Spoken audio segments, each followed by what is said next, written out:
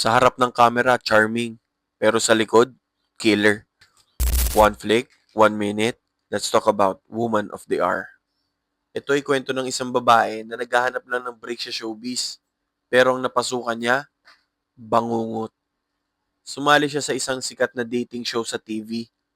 On-cam lahat, masaya, punong-puno ng kilig. Pero behind the scenes, may isang contestant. Di lang siya basta charming. Isa palang serial killer. Anong mas malala? Walang nakakahalata. Pinili pa siya as the winning date. Pogi mo? Habang pinapakita yung mga scenes sa TV studio, sinisingit ng movie yung mga nangyayari sa mga babaeng victims nito, mga pagkukunwari, at kung paano pinalagpas ng lipunan ang mga red flags nito. Dahil gwapo siya? Yun! Ang sakit lang panoorin kasi true story to.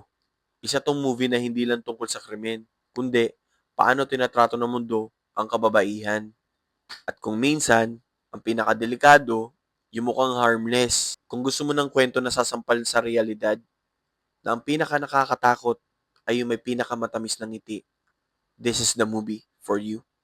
That was Woman of the Hour in a Minute. Like and follow for more quick flick.